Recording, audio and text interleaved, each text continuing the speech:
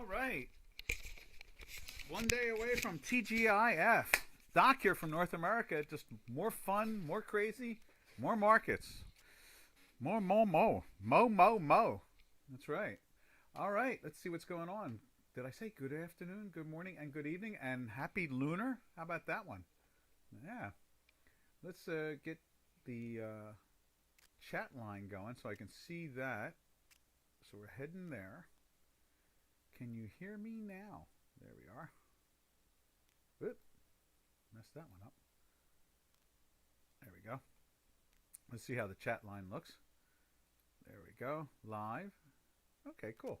I don't see nobody's chatting, so this is didn't miss anything. There we go.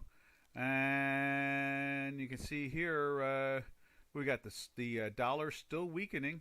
You know, it's maybe mild today, but it is weakening still. It's showing, you know, downwardly projection. And same thing on J4X. You can see moving down right there. Let's see.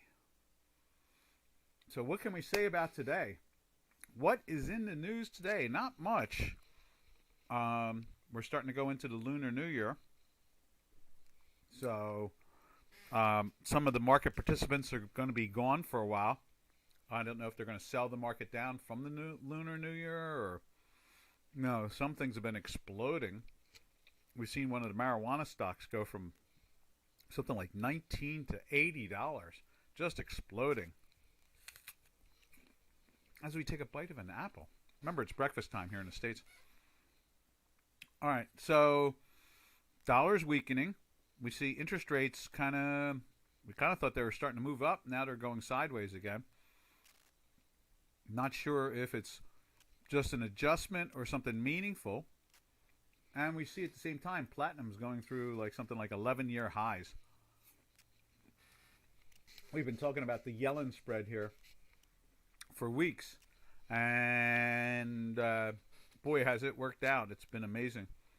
We thought that they were going to get to the 680, 690 area this week, but looks like we're challenging the 590 area today. Let's check that out. I just want to check that out, and then we'll go back to the currencies. Let's see, where's it at? Right there. And let's give that a refresh too. There's this. That's the NASDAQ. But let's take a look at. There's gold. All right, and you can see gold is like unchanged. You know, let's give it a refresh. It's in a buy. Oh, now we got a red dot going in there and trying to get it into the sell. I don't know what's going on with this stuff, but in the end result is that we're very close to going into a sell there. And then we go over to platinum. Let's see, where is it? And we're in a weekly sell too in gold. So there's definitely pressure on that. And then we go to platinum. And platinum is, let's see, where is it at the moment? Platinum is trading at 1264. And let's put it up on Dukascopy. Let's put the gold on there for a second just to see what the spread looks like today. I think it's breaking the $600 area now. So there's spot gold. Oh, is it 640, 1264 minus from 1843. So there's 600. That's 500 and was that $81? $82? 46? $81. So we went to 581. I thought we were going to be playing with the 690 this week when we started the week off at the 740s, 730s, something like that, 740s.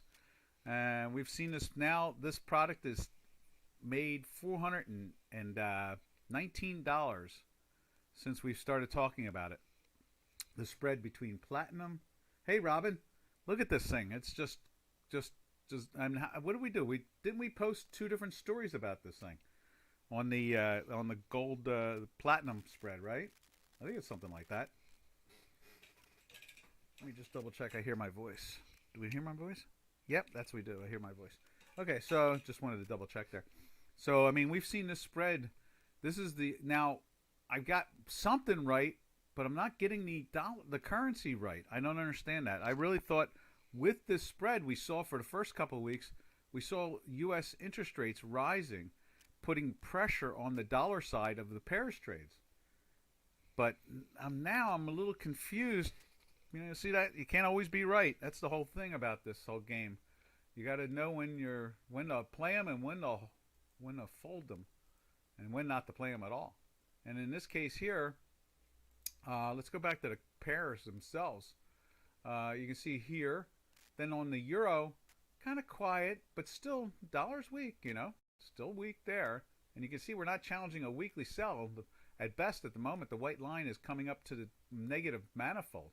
Whereas over here on cable, which we keep on thinking wants to establish a whole new range, that's working right at the moment. But we thought the dollar would still be a little bit firmer in the other pairs. Not this one in particular, but the rest of them.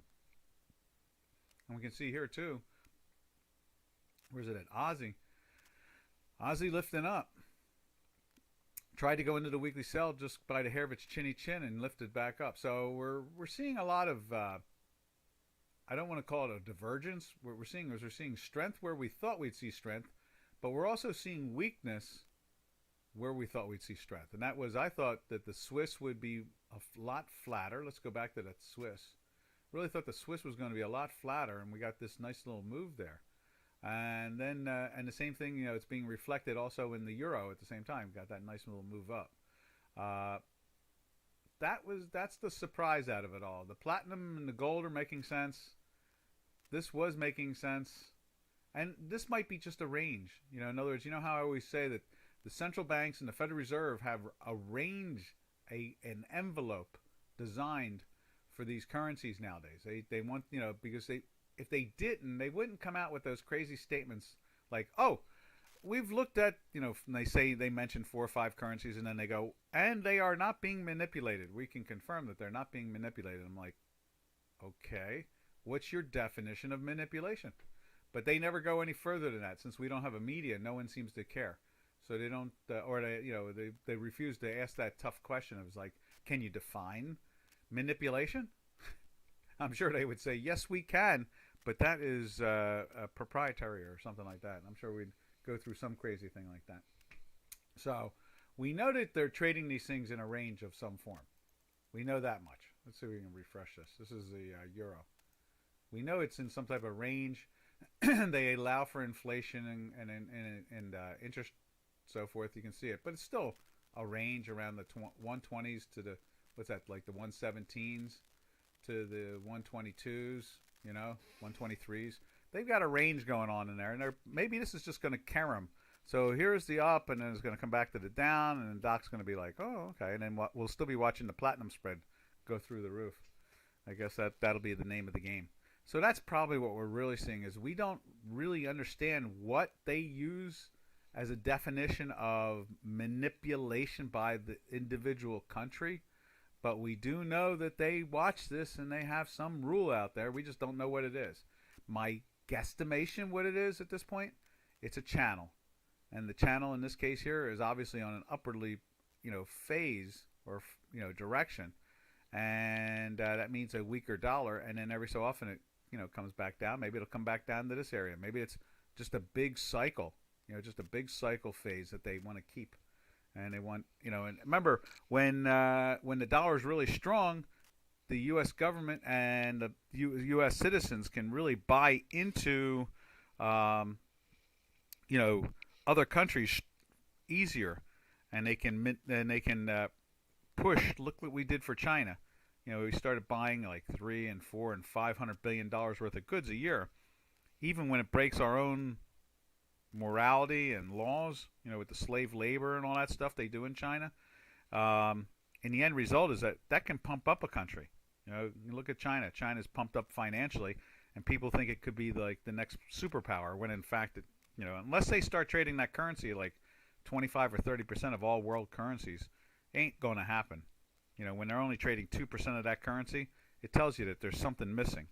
Numbers always tell us the truth in the end, and that's why we watch these things. We try to figure it out, and our quantitative, you know, algorithm gives us a heads up. You know, like, you know, 8.5 out of 10 times or 9 out of 10 times, it gives us a good heads up. So that's where we are at the moment. A little confused on the bounce we're seeing in the euro. And, you know, when you really look at it over a month-to-month basis, it's not that strong. it's still not taking out any of these highs here. So we'll see if they start to roll over again like we're seeing here. And let's see what J4X looks like with the euro also.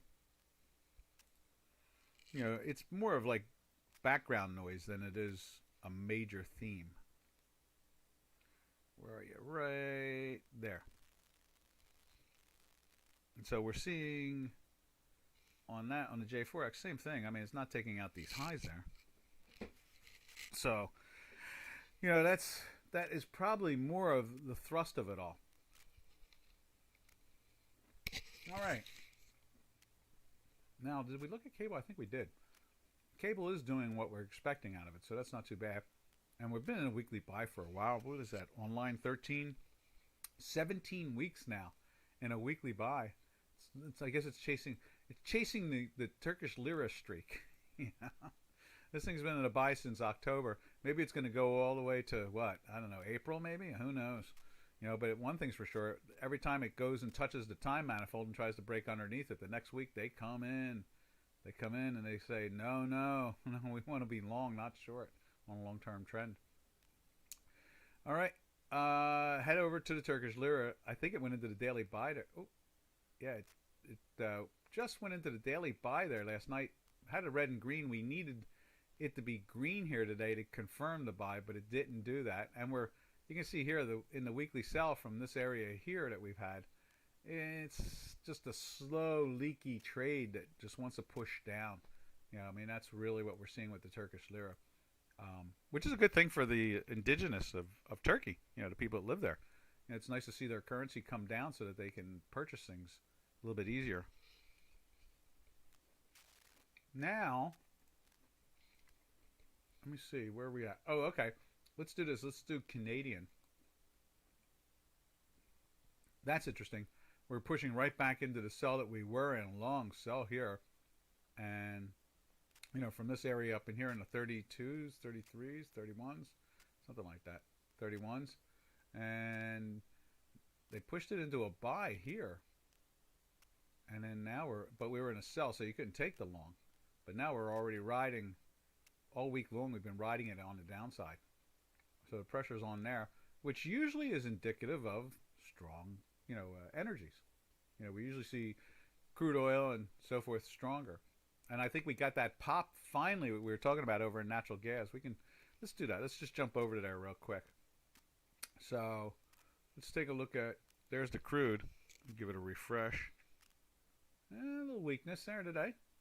Let's just go back to currencies for 1 second and just double check on the NASDAQ. Because these are the two currency pairs that we usually watch. That, I think, went into a sell yesterday. Yeah. So there's weakness here. That's why we're seeing a little weakness on the crude or vice versa.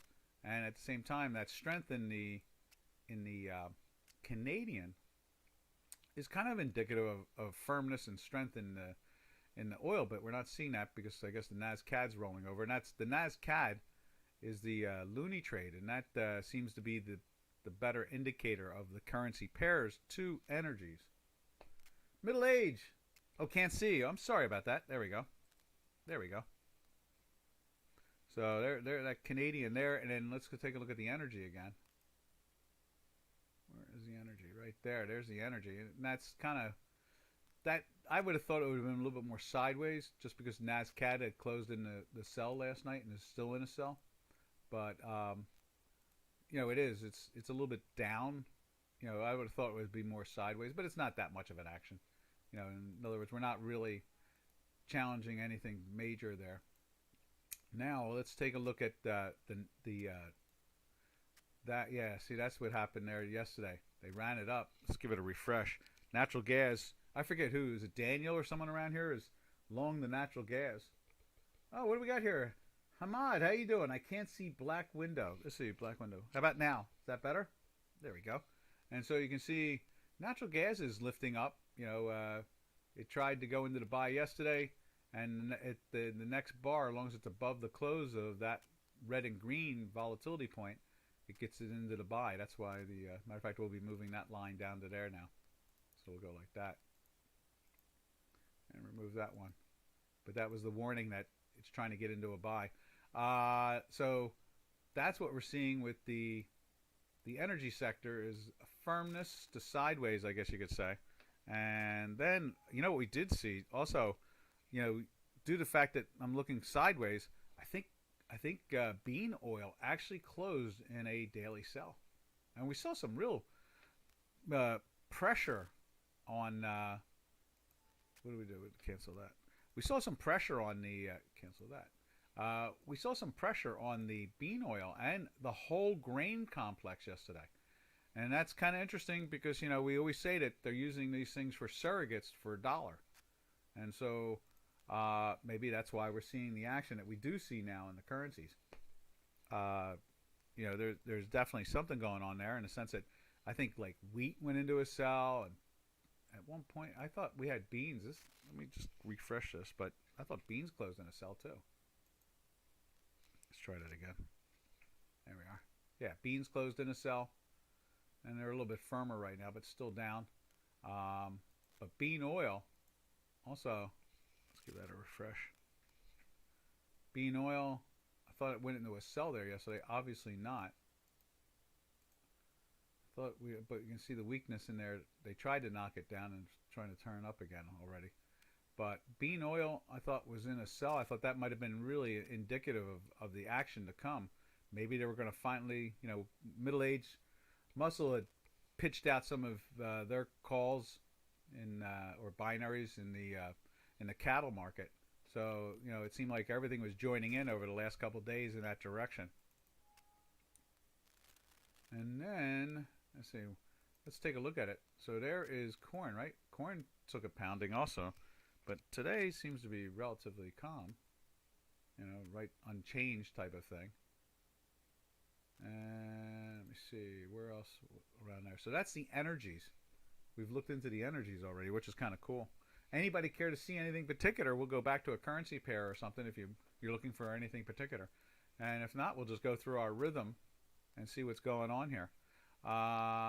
Again, back to the energies. When we were looking at the metals, so I guess we could go do the metals now. And you can see now silver, you know, silver, as much as it seems like it wants to go somewhere, they don't seem to be able to get it to go, which is really odd. You know, we hear all these stories, you know, that people are trying to buy physical. You hear $39 and $38 for physical silver, and then you see like the paper silver, like here, that, you know, is trading at much lower prices at $27. I hear it all the time. It's just odd that we just don't see that strength that we would think that we'd see that. But then again, Mrs. Yellen, she didn't like a strong metals to begin with. That's why we thought we were going to see platinum outperform gold.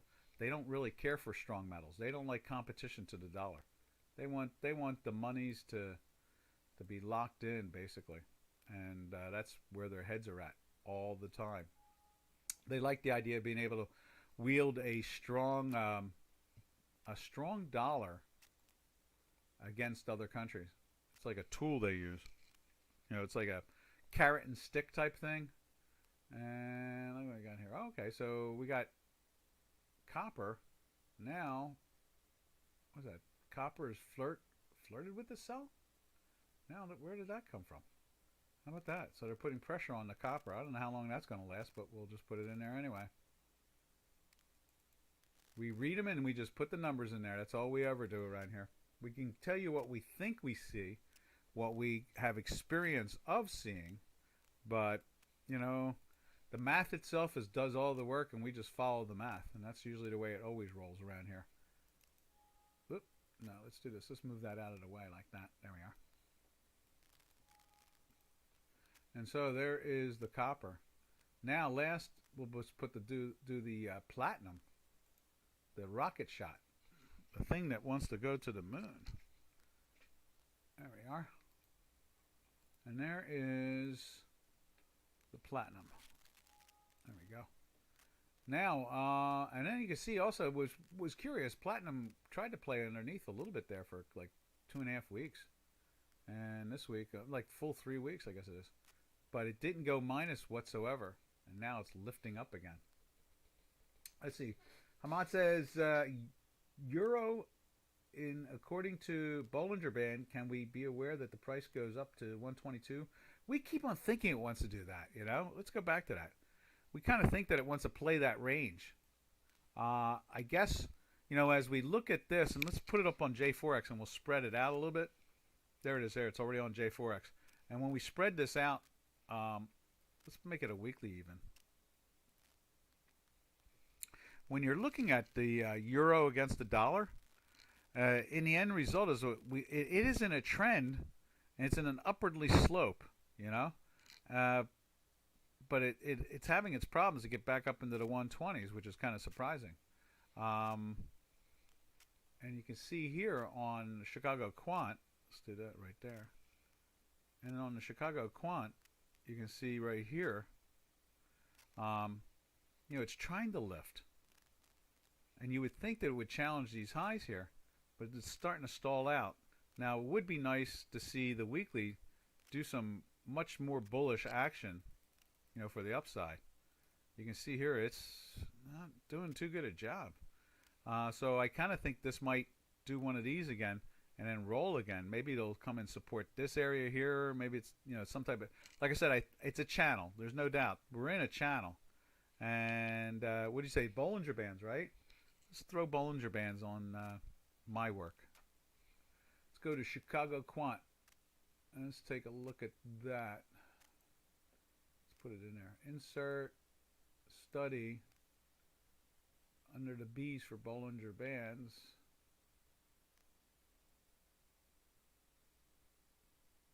Is it John or is it Bollinger? There's Bollinger Bands. And properties. Okay, let's see what that does. There it is right there. So there's the bands there. You can see how it, you know, it's interesting when it, you know, it slipped into the buy there. And then I guess it breaks down, I guess, and it tells us, you know, it's going that way. I guess, does this have any indication? I never really look at John's work that closely. But I, you know, I guess if this would have hit the bottom of the range, I don't know, sometimes it hugs the top of the band. And, you know, what makes it break away? I don't know, maybe when our white line is breaking the time manifold, something like that. Let's go back and look at this for a little bit. Broke the time manifold. That one did it too. It gets up to the top of the band, and then actually, I guess it gets up to the top of the band right there, and the white line breaks the top time manifold, and it shows weakness. Then it tries to do it again, and now it's going minus, and you get a nice slide there. And I guess vice versa. You go through the bottom of the band. Okay, so you're down at the bottom of the band. And once we start to work our way back up, I guess like right there. But, you know, so it had a good trend there. And I guess if we widen this and look on a daily, I haven't done this in a long while, compare. I used to like to call it algo wars, where you look at someone else's technical work and then compare it against our technical work. And, you know, we always thought that's how I really thought in the beginning it was going to be.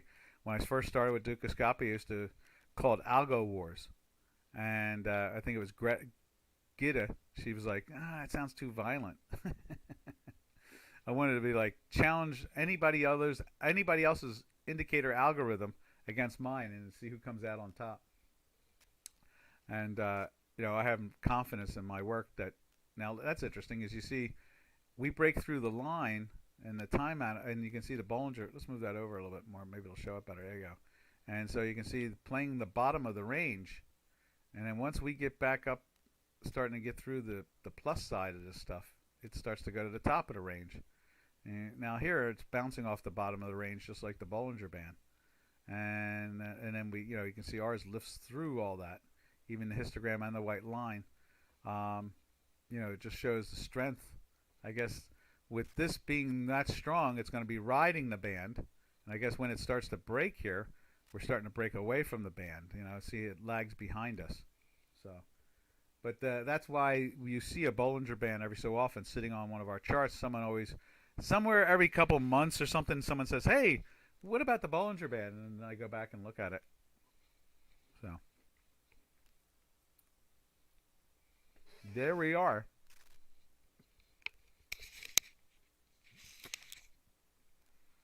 So now where are we? Let's see. As in always in trading, what have you done for me lately? So you see it broke through here, and you can see at the same time it was riding the bottom of the band, and then it finally starts to bounce off the band. We get a green dot, and it starts to take off.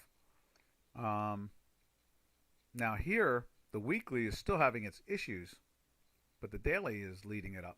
So maybe sometimes the daily leads it up, like in this case here, the weekly brought it down from the top of the band. Now this also did it at the same time. It broke through here, and so we obviously you could probably try to calculate or basically estimate that it's going to go challenge the bottom band. How's that sound? Is that pretty good there, Hamad? I'm just not speedballing. What do we call it? Spitballing. Just spitballing about ideas. You're just firing them out there, seeing any of it makes any sense. The reason why they call it spitballing is we used to call it that on the floor. So, you take a spitball and fire it through a straw and see if it sticks. And that's what we're talking about here, is seeing if the idea actually has some validity and sticks. So, does that make all the sense to you, Hamad? It seems like some logic there. Maybe I should pay attention to the Bollinger Band more to see where the potential can be. I could use that maybe for binaries and options and so forth. That might be the answer there. All right. Where do we go from here? I'll wait for Hamad to say something. If not, we'll just keep on rolling. Now, so I guess that would make sense. It probably comes with this moving up. It probably goes to the, I think we talked about it yesterday too. 121.98 maybe, or 122.05, something like that. Goes challenge the band. But if that band starts to come down, you have to assume that wherever it hits it could be the end of the move. So, you can look at your Bollinger Band, see if it matches up to this Bollinger Band. And then when you see it hit it, you have a good idea that it may be rolling over from there. All right. What else do we got going on here? Did we do all the metals? I think we did. We did platinum and gold and silver. Cool. Let's go take a look at the stock indices. And we can stop what we're looking at, and we can jump right back to whatever anybody wants to see. So let's look at that. There's the stock indices. You can see the Tech 100 on Dukascopy. Let's put that up over here. The Tech 100 is marching along all-time highs type of stuff. They sold it down yesterday, and it came back again. It just keeps on. Markets refuse to roll over. They keep on showing signs that they want to roll over, but they just don't seem to do it. And there it is right there, the Tech 100 on Dukascopy. Let's save that. And so the stock indices, you got to figure that money's got to go somewhere, and there's desperation of return. Boy, is there desperation. 18 trillion, not billion or million, but trillion invested in losses. In other words, when they put it on, they lose money instantly, which is really a bummer. As a money manager, who wants to automatically lose money the moment you put a position on? That's like, no thank you. But we're seeing the weakness in both those stock indices. You see it here. And let me just do that real quick again. Save image. I'm not sure if I caught it right. There it is. And so you can see they're trying to roll over. Maybe they'll go after the lows again in here, or challenge some of this stuff here over the next couple of days. We'll see. So far, we're not really seeing that much weakness. Every time they sell it down, they reach right back up and grab it. There is the Russell, and that has been like the monster of the indices. It's gone big and strong. I mean, it ran from the 18s all the way up to 22. Now it's at 23. I mean, that's like a 25% move. It's incredible, just over a month and a half, 2 months. Let's see. You can see here it's trying to go into a sell also. We're seeing weakness there. it kind of led the markets up. I'm wondering if it's going to lead the markets down. That's why I sent it out last night. Even I'm curious if we're going to see that type of action. It could, you know. And then looking at the Dow Jones Industrial Average, you can see it's doing the same thing. It's trying to flirt today with its sell. We've got these stock indices trying to weaken. The Dow is obviously the least of them right now, and you know, we're just not sure. You know, when a lot of times when stocks go down, dollars go up, and so that's one of the reasons we do look at the stock indices when looking at currencies, because they do seem to work in that fashion. And so there it is. That's the stock indices. Now, I understand. I got that message. I responded to you, Robin, about the 30-year bond and so forth. I sent you a thank you. Let's take a look at the 30-year. We talked about that a lot yesterday. And it's starting to show more and more life. I keep on thinking that it wanted to go down, but instead it just keeps on showing life. And it's in a, you can see here, it's in a weekly sell and a daily buy. And the question is, how long will that last? You know, are they going to roll over again? I would think that they're going to roll over again.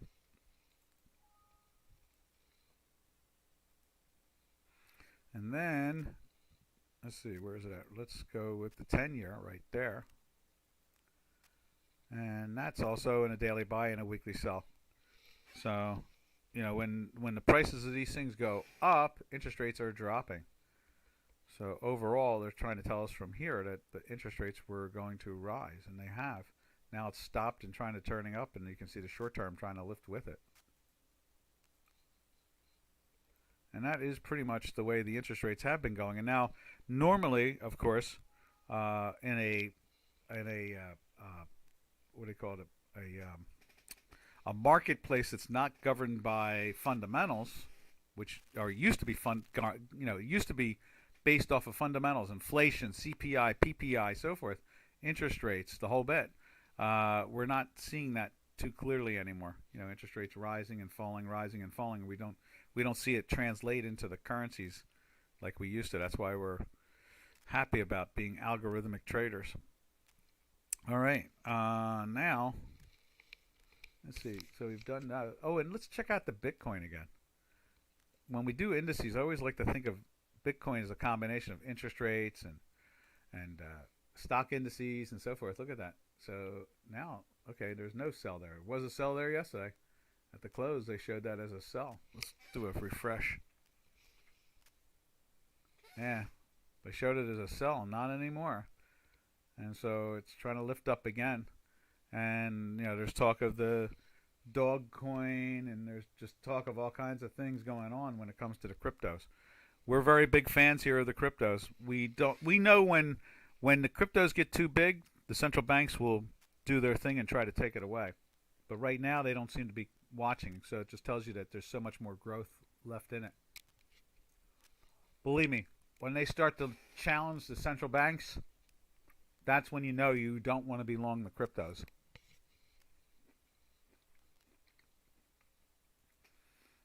And that's usually the story right there alone. Let's save that.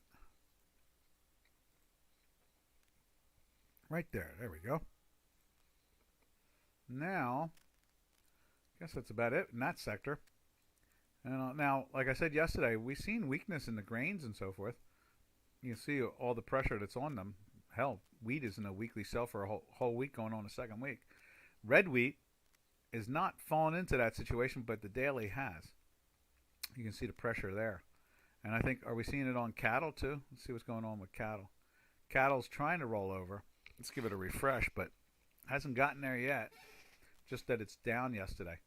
And then the hogs, you know, that looked like it was going to have issues, and it doesn't have issues whatsoever. This is the April hogs there. What else can we say about all this stuff going on? Not much, I guess. In this case here, I guess what we do is we could do this too. There's the beans. And like I said, I was kind of surprised that it looked like bean oil pushed into the sell there yesterday, but not today. Doesn't seem to be chasing after it whatsoever. And so the commodities, which are used as surrogates for the dollar, are basically sideways up in some and sideways down. Now, who was it? It was J.P. Morgan came out. I think it was J.P. Morgan came out and said that there's going to be a commodity explosion on the upside. That's what they're saying at the moment. They're concerned that the markets are going to take off on the upside. I thought they were already up on the upside. So that's pretty wild that there's more room on the upside. You hear that, Middle Age? In fact, let's see if we can find it. I had it here too. I did put it to the side. The article itself. Let's see. Where's it at? Recession again. It's around here somewhere. I saw that. It was J.P. Morgan that said, watch out for the commodities. They think they want to explode. It's like, whoa, really? They've already exploded. How much more explosion can they do? But that's a hyperinflation. I guess that's what it is. Is J.P. Morgan's thinking the commodities are going to explode because of a hyperinflation.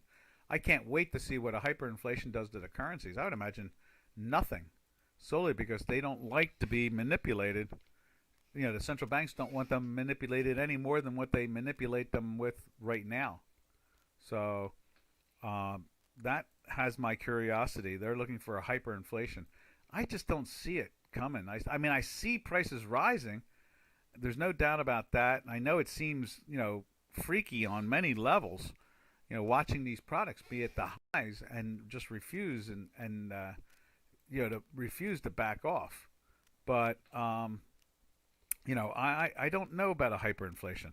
I think central banks, they just don't lend enough money out to get those hyperinflation things to occur. Sir, is it fundamental analysis important for trade? I don't think so anymore. Or is it just sentiment and an analysis sufficient? I think at this point in time that the best way to trade is through quantitative analysis. In other words, price action, momentum. I really don't have much confidence in the fundamentals anymore. Obviously, if the fundamentals became extreme, you would assume, yes, it would have an influence. But I really don't see that occurring at the moment. That's the odd part about it all. And the reason why is that the banks, as much as they have trillions and trillions on their portfolio, they're not really allowed to lend it out very well. And that's what's got everybody confused, is that with the trillions, not billions and millions, but trillions sitting around, you would think they would want to lend it to entities that could generate a return.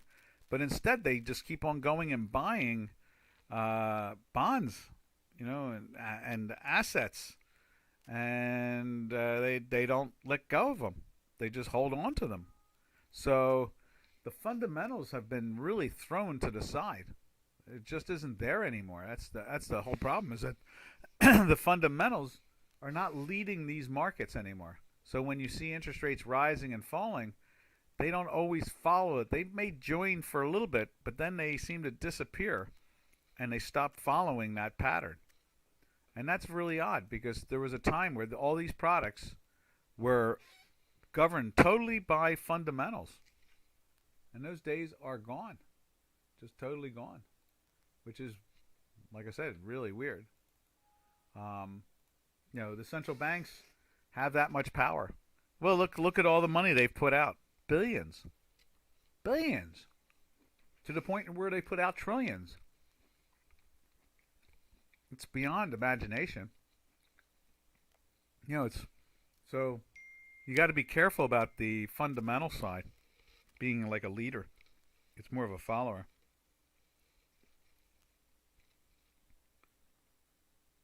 Let me just answer that. Yep.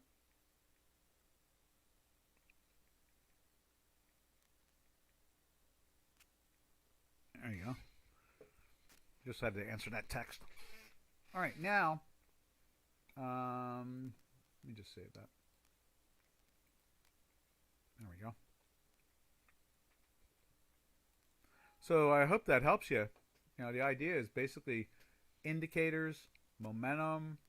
You can see over on Dukascopy, we use these 3 public indicators that give us a good generality of what's going on. We use a slow stochastic and a fast stochastic, and when the fast stochastic is moving through the slow stochastic, it's usually a sign of strength. And it follows our math about 68 to 72%. It vacillates back and forth aggressively.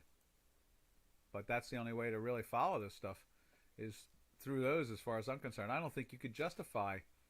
I know we've talked to people here and said, can you trust fundamentals anymore? And a lot of people are like, no, you can't trade off them. They just don't seem to have the clarity that they used to. They're not the leaders anymore. That's what the problem is. I hope that answers your question there. All right, what else we got brewing here?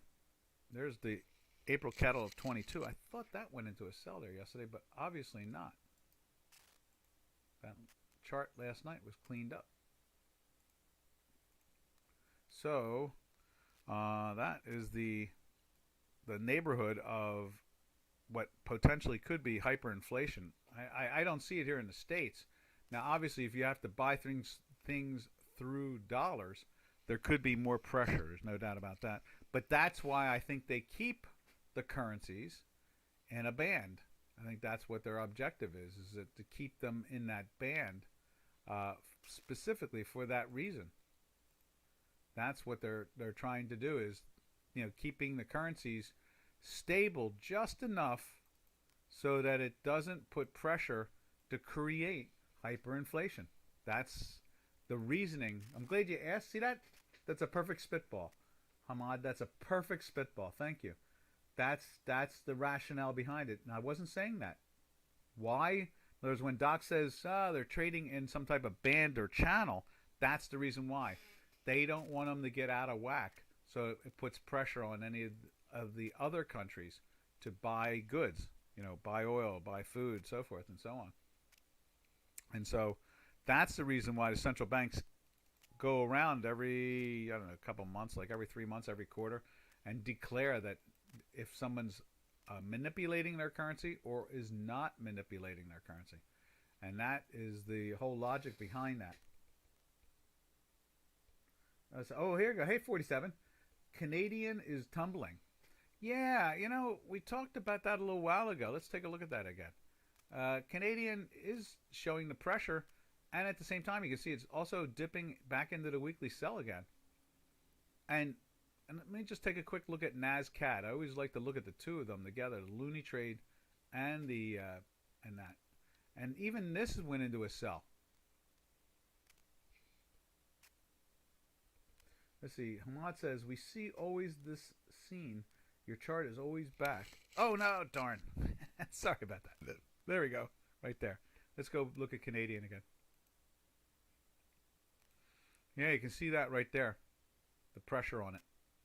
And let's just take a look at it on Dukascopy real quick, too, at the same time. There it is right there. You see the pressure right here. You'll see it. Matter of fact, we can go like that. There you go. And you can see the white line is piercing and heading down below the slow-moving stochastic and even underneath the CCI. So that's really where we're at. The pressure's on the dollar at the moment and on the commodities at the same time.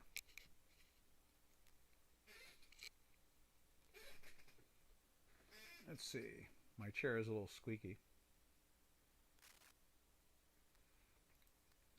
Anything else, 47? That is something there, huh? Flirting with the weekly. Daily's been in the sell since the 2nd. Most of the month now, I guess, right? And, will they come and challenge the lows here? Possibly so. How's that going to be with the energies?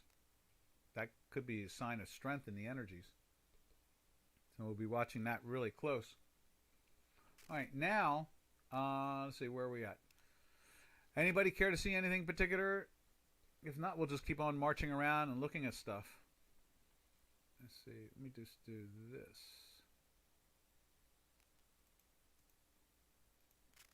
We're following Aussie CAD. Is it Aussie CAD? No, Aussie dollar. We have one person following Aussie yen.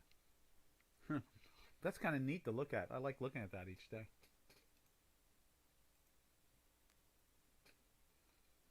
Let me just save those charts while I'm here.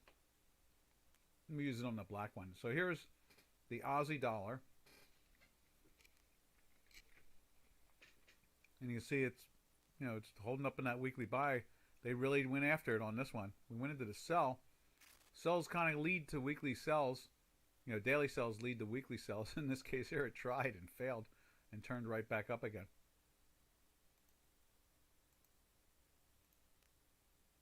Let's move that down like that and save it like that.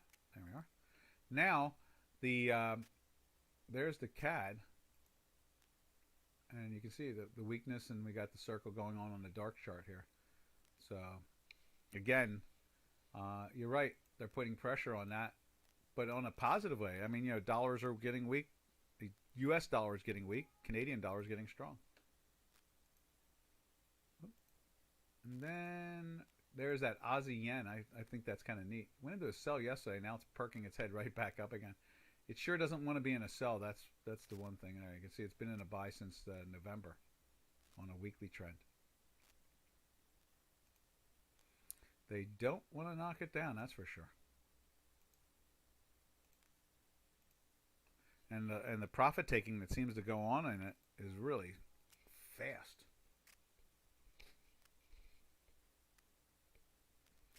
Let's see what else we got covered. We'll save the euro.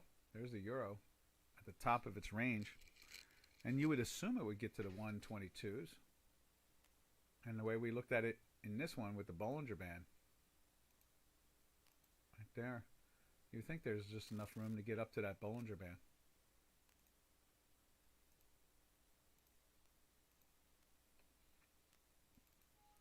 And then obviously the cable, we keep on believing that the cable is going to find a whole new range. And that's been in such a long weekly buy. Maybe we'll label this webinar like Euro and British Pound, because they've definitely become very firm products, very firm. No one's selling them down. They're holding up really well. And so let me just close this out now. We can use the Dukascopy chart that's gray. What else in there? Let's see what the ruble's doing. I know it was playing down. Look at that. We keep on thinking this thing wants to go down, and we're trying to get into a weekly sell. Last time we got into a weekly sell, we fell from the where's that? The 77s all the way down to the 72s. Now, it did a little hump up, and now it's going to go, if it goes into a sell again, I guess you could say if it goes in the sell from here, that's the 73s. Maybe it'll go down to the 68s or something like that, 69s. And let's see. There we are. Anything else, traders, that you would like to look at? We can take a look around the neighborhood. Let's see what else is going on in currencies. I like to look at the pairs that are not as popular. We saw what the yen is doing. They sold it down a couple days ago and has gone nowhere. And we're still in a buy, so you can't be short. The Swiss we started off with. Dollar's weakening more there. Zloty jumped into the buy there yesterday. Now we just need to see the weekly. But this thing's trapped in between a really tight range. Bouncing around since March of 2020, it's bouncing between the 460-ish area down to the 440-ish area, getting a little below it. But overall, what a calm currency. Let's see. There's one. That went into a daily buy 2 days ago, and now it's back in a daily sell again. And it's awful. It's been riding down on a downwardly slope. See? When you go further back, I know we were looking at a triangle at one time in there, and it just keeps on. Let's see, where's it at? So I guess this top of the range of the was that 95ish. We're not really thinking that anything but kind of sideways down in this product. The pairs trade between cable and euro. I don't think there's. You got to figure that England is going to outperform the continent solely because it's a bigger market. It may be a little bit further away, but the Commonwealth has like 1.3 billion people in it, and the European Union has something like 400 million or something like that. So 3 to 1, and there's no doubt that in Europe the average income is like around 30 to 31,000 euros a year, and in the Commonwealth, when you smooth it all out between Kenya and Canada and Australia and Great Britain and South Africa and so forth and Nigeria, the average income is around 11,000 or 12, right around there. So there's no doubt that it's more than half, but the thing is that it's 3 times the amount more purchasers. So I don't always really lock into that idea that just because the Commonwealth has a lower yearly income. Remember, imagine if you're selling to like Nigeria and South Africa and Canada and New Zealand and Australia, it compensates for the lower incomes in India and Kenya and a few of the other places, Belize and so forth. So Jamaica, Jamaica's probably, their incomes are probably like a cross between the top tier and they're like a middle tier. So when you have 1.4 billion people, it can, they could literally, there could be literally, the European Union is like 440 million people or something like that, 430 million, I don't know, right around that area. I rounded out to 400 million. So you got to figure that if you put together England, which is what, 70, 80 million people, and then you have like Canada, which is like 30 some odd million, there's 100,000 right there, or 100 million plus there. And then you take Australia and New Zealand, maybe another 30 million there, 40 million there total. And so that's a quarter of it, probably with the same income level. So that's kind of positive, I'm trying to think where else. South Africa, the income level has to be a little bit higher, and Nigeria has to be a little bit higher. So to me, you got to figure selling to the Commonwealth has to be more profitable than selling to the European Union. I mean, I think that's why you see the strength in the cable, and the reason why the cable is acting so well is because, let's go back to cable here, is because, let's say let's say it's 30%. Well, what's the difference? How do you know that you're going to get that much income out of the European Union to begin with? The way they protect their markets, what's the difference? And even with England being part of the European Union, could they really sell as freely as they wanted to? If they did, I would imagine they wouldn't have left. You know what I mean? So that's why I keep on thinking we're going to see the cable find its way into a new range over the next 3 to 6 months. It's going to be like it's happening now. We're coming into it. We'll flirt with the 138s, and they'll come back down again, and then they'll lift it back up again. Before you know it, we'll be trading at 141 over the next year, over the next quarter year or half a year. And it's almost like Brexit didn't happen. And I really have to believe the Commonwealth, is a better marketplace than the European Union. I really do. I really think that, it has to be. It just has to be. That's the way I look at it, at least. And so that's where we are, looking at these products at the moment, is that there should be strength in there. I think that's the best way to describe it. I think that's about it. Anybody care to see anything else before we run away?